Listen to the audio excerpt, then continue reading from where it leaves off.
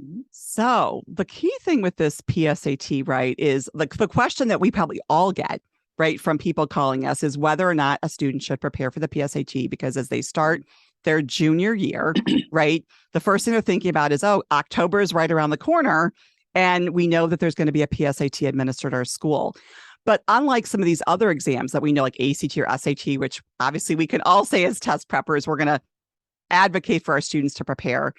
The real question is, should students take the PSAT? Do they need to take the PSAT in the same way that they might take an SAT or an ACT? Yeah, with the PSAT, and I'm probably the same way as you guys. I have a couple sort of tracks of students who prepare for it. The first group would be students who are trying to earn national merit recognition. They want to get a national merit scholarship, become national merit finalists. And for those students, they often like to start early and prepare quite a bit to get ready for that test. Then you also have some students where they look at the PSAT as a preview of how they might do on the SAT. And so by preparing for the PSAT, they're indirectly preparing for the SAT, and they can use the diagnostic tools that come from that PSAT score, which they get back in December, to fine tune what they might want to work on for the SAT going forward. I'm going to add one more. I like the PSAT as a preview for the discussion of whether you should take the SAT or the ACT, right? Like, does the Oh, PSAT definitely. give you Yeah. some information that might say, oh, maybe down the road, I'm going to divert from this PSAT, SAT path to the ACT? Mm-hmm. I'll throw some complicating factors in.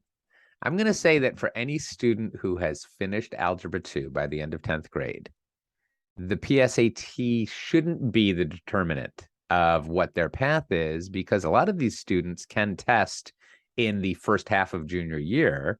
And, PSAT scores don't come back until December. And so if somebody waits until the PSAT comes back to determine what their test cycle is going to be, which test is better for them, they've given up a lot of great test dates. And if these are high achieving students, if these are students who are likely to be taking APs in May, they don't want to defer the decision to test that late. That's a whole other conversation. I think the PSAT has tons of value, but for students who are strong, they fall into, Brian, what you'd really described as your first camp of students who have potential national merit scholarship prospects. And those are students who could be testing they could take the August SAT, they could take the October SAT. Which is really advisable, right? Like, that's really the PSAT. Yeah. If you're prepping for PSAT, you should take August, right, or October SAT for sure. What could be better if you are an 11th grader than going in and taking the October PSAT, the October SAT, and then you take the October PSAT, and by the time you're done, your October SAT scores come back and you realize you're done. You hit your goals on the SAT.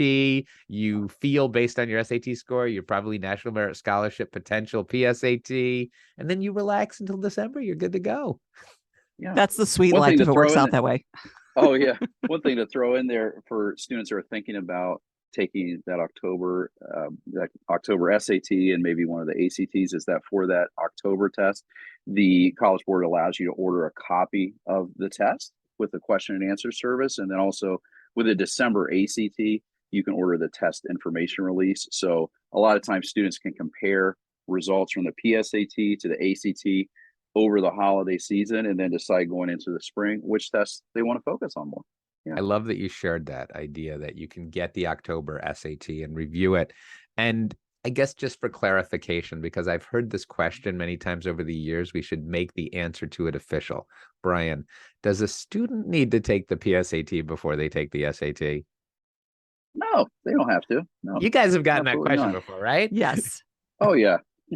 Well, remember, and not that our audience necessarily knows this, but there used to be a January SAT and there was not an August SAT. So that was a game changer in terms of how this testing plan now lays out, is that because there's an August SAT, there's an opportunity to get that test in earlier, much earlier, because then you get the scores back much earlier than you will even have taken, the PSAT in October.